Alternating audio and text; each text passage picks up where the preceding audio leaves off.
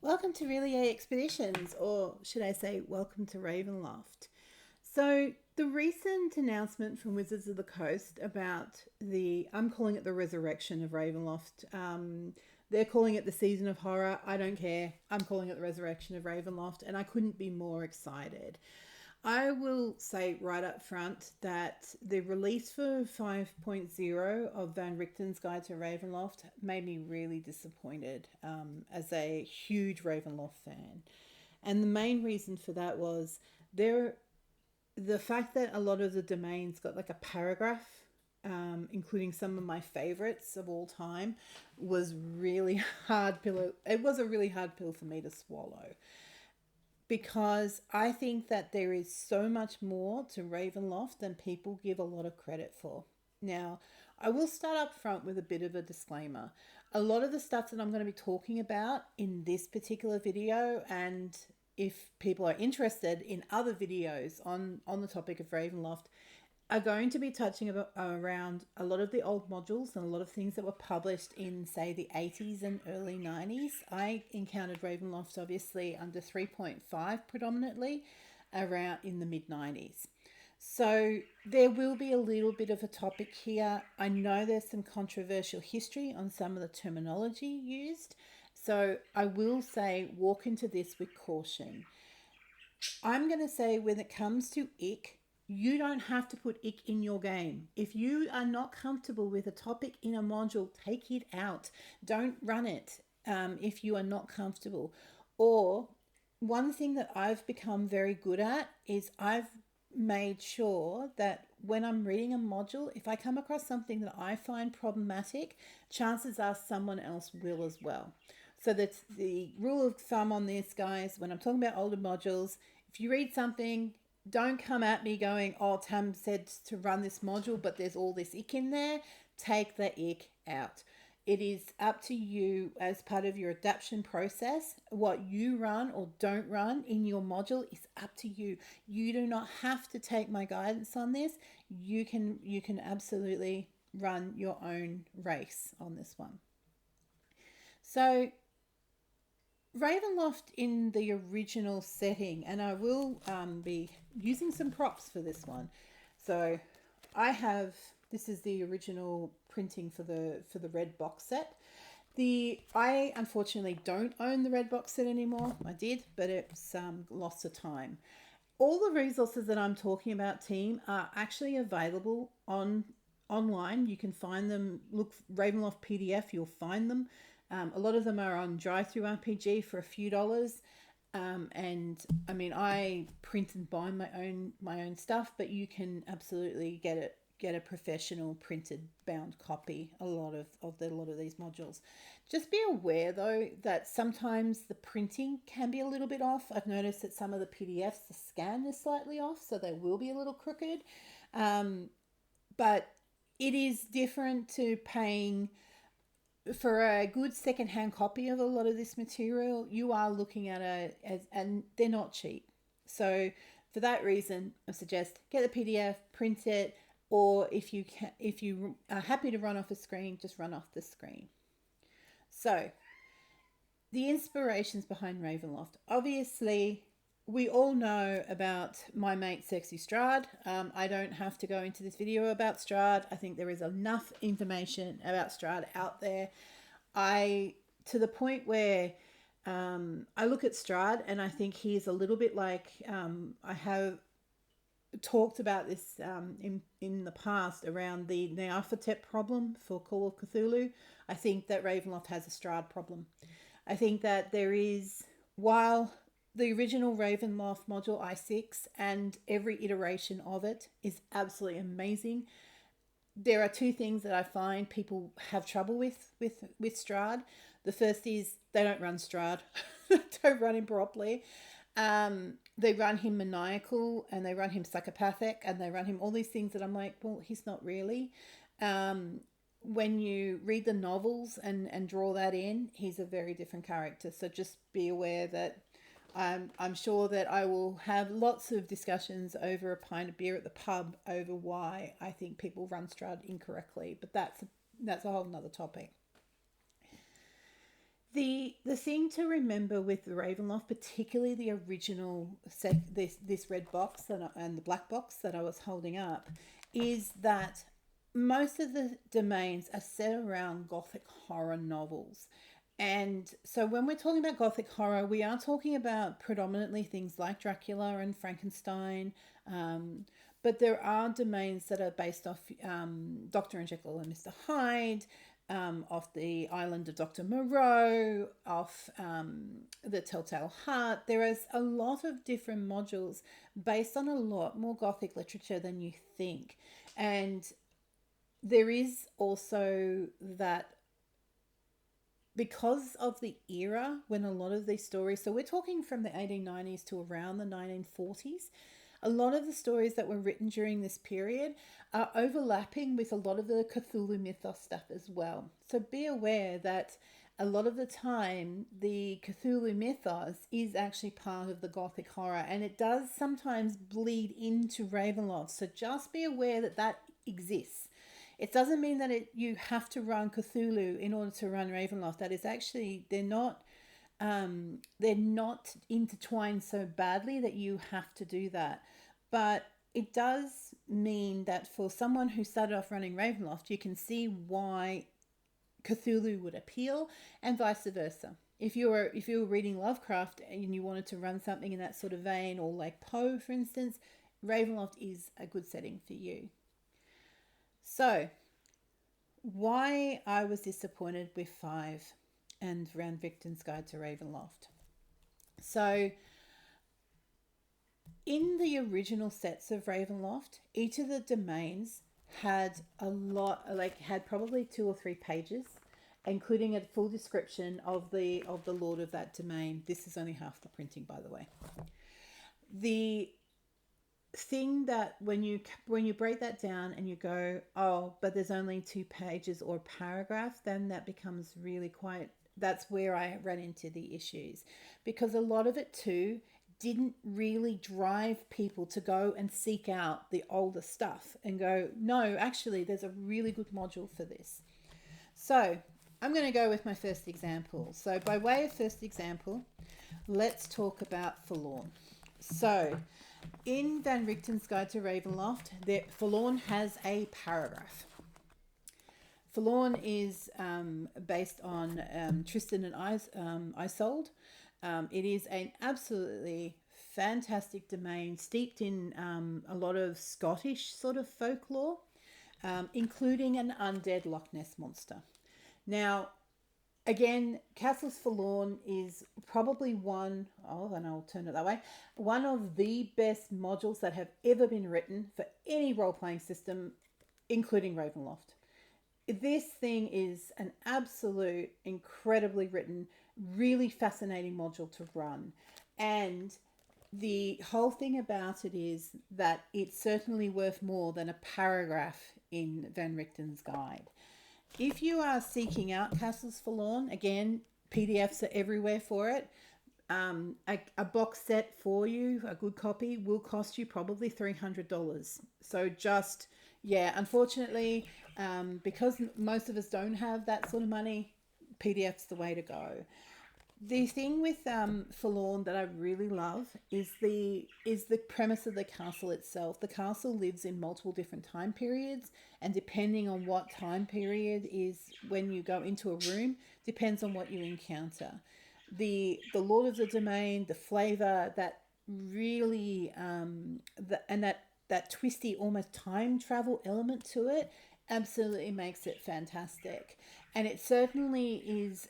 It steers away from that whole, oh, this is just Ravenloft, this is just Gothic horror, this is just Strahd. So this is the first one that I'd recommend about taking on something that is a little bit different for you Ravenloft fans out there.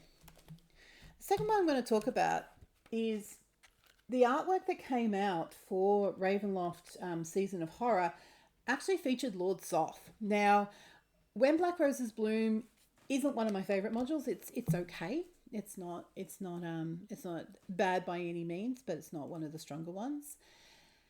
But Lord Soth as a character from Dragonlance into Ravenloft is one of the best characters ever written in terms of sheer villainy.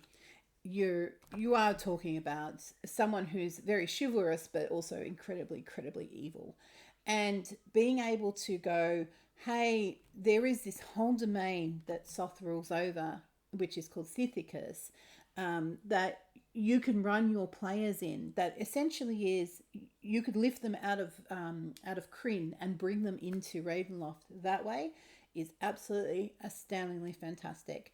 So one again, all the modules I'm talking about, they're older modules, so just be careful of the ick factor, but they're all available as PDFs. So go and grab PDFs for these where you can. All right, let's talk about Makova. So when I was talking about, obviously, we were talking about the different Gothic novels. This is Doctor of Island Moreau, the Island of Dr. Moreau. I will bring my editing person in to fix that. So this is also a great module. You start off in a ship, you crash land on an island, and you absolutely have to fight or flee from creatures. It does feature the broken ones, which we probably, I'm hoping for some new stats for them. But outside of that, brilliantly written module, brilliantly written idea. And certainly, again, worth more than a paragraph in Van Richten's guide. So I'm really hopeful that a lot of these will get potentially resurrected, or at least people get directed to them, because they are such good modules. There's over 30 modules for Ravenloft, and a whole heap of source books about running different Ravenloft settings. So please look them up. There's so much material. There is a lot more out there than people are letting on, and I think that if your experience with Ravenloft begins and ends with Barovia and Strahd, really look into the other domains. I have a couple of little favourites that I want to talk about. So let's talk about Tempest. So Tempest is the folk horror domain of Ravenloft. It is it's run by hags. It is very much it brings in all of that delicious witch imagery and things like that. It is absolutely ripe for a really good folk horror adaptation if the Crooked Moon didn't exist. So I absolutely love Tempest as a domain. My big leaning toward my horror jam is folk horror. I absolutely love The Wicker Man. I love Midsommar. I love all of those films. I love all of that atmosphere. It is absolutely gorgeous, and it is absolutely ripe for someone to write a whole heap of material for Tempest. So if any of the creative team at Wizards, please tag me. I will happily write this for you. But yeah, we definitely need more to explore the folk horror part of Ravenloft. The other one, and I don't have the cover, but I will probably edit this in hopefully soon. But there is a module that's called The Created. It is based in the domain of Ordia. It's actually one of the only domains that actually got more than a paragraph, which is great.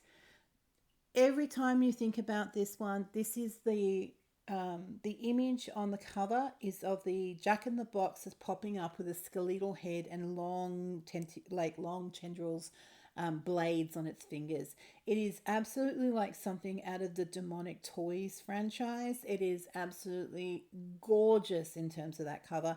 And it was the cover that gave me nightmares for weeks after I saw it.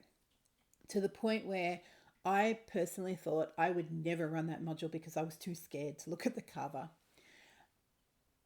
Don't be scared by the cover. This thing is great. It is all about body swapping and things like that. And it is again another one with such a delicious premise for it. I have had both the honor of playing in someone who ran The Created and running The Created myself.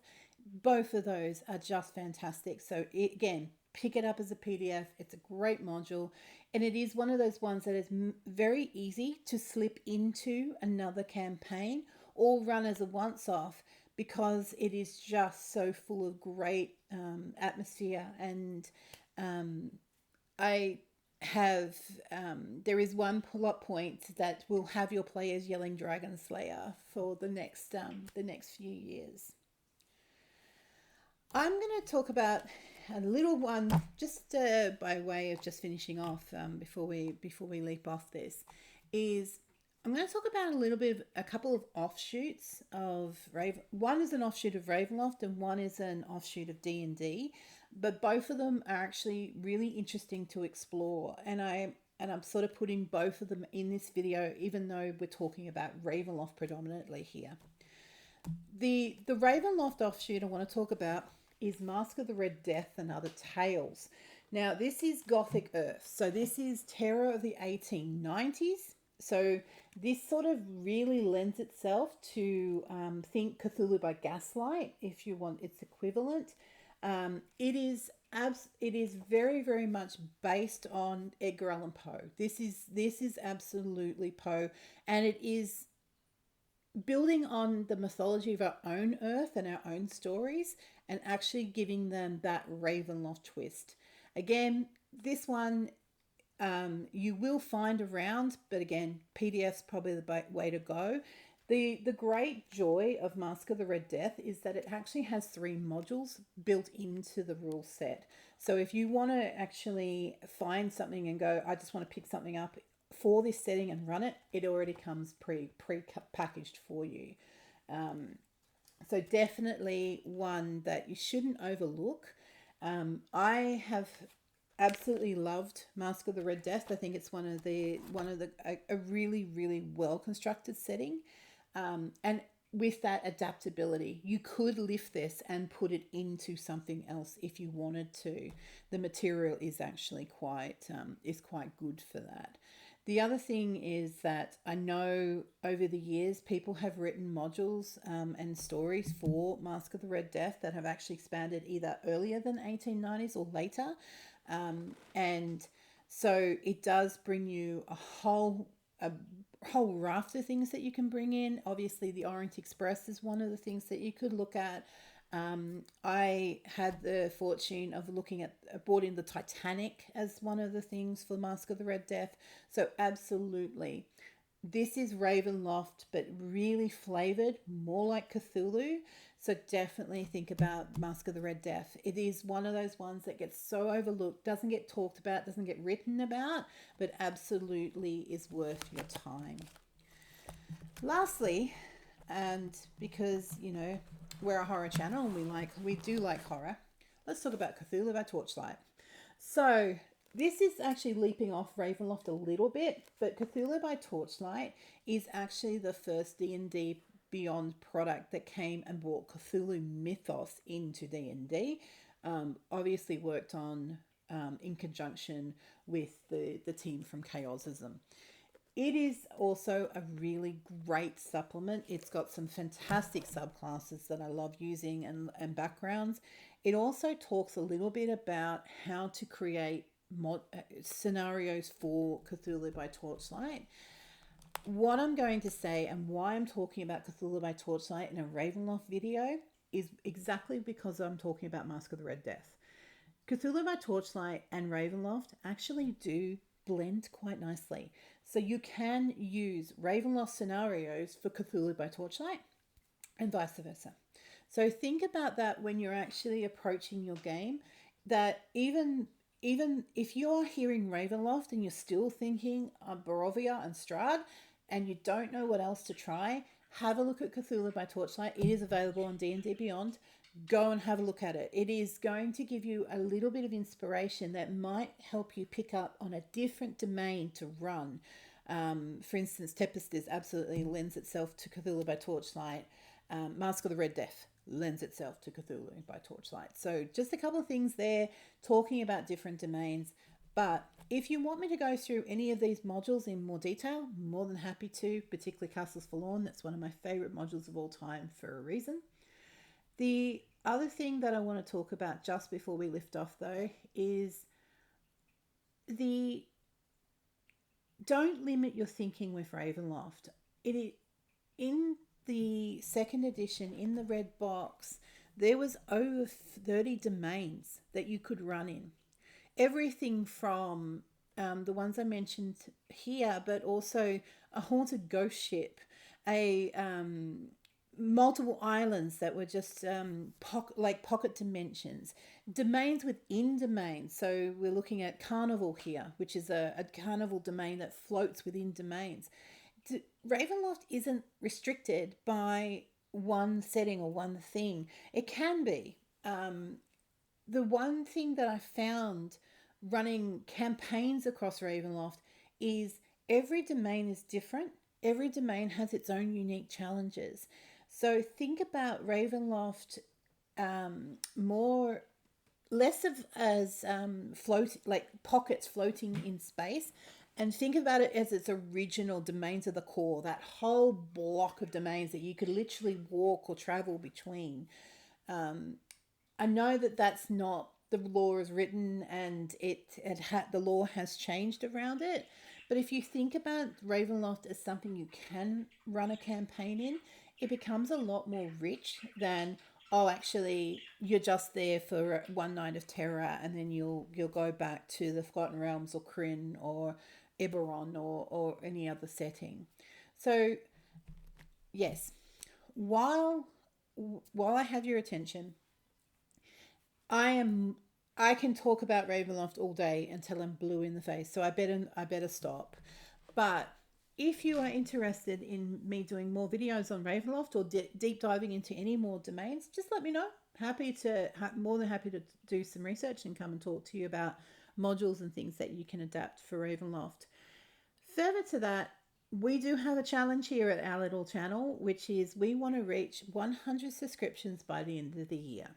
So if you like our content, please like and subscribe. That helps us to book a larger ship to that trip to the South Pacific. Alternatively, please refer a friend. If you find that your friend might like some of this content, more than happy to expand the channel out to your friends.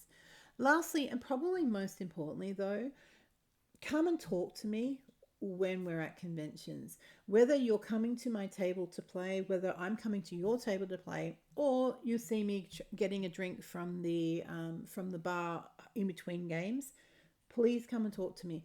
I absolutely adore talking about this sort of stuff, and this is why I started this channel. This is why I'm talking to you all as R'lyeh Expeditions. I think that it is important for us to have these conversations about gaming and to really expand our repertoire when it comes to gaming in general. So until next time, I'm Tam from R'lyeh signing off, but have a fantastic day, and I look forward to our next journey together.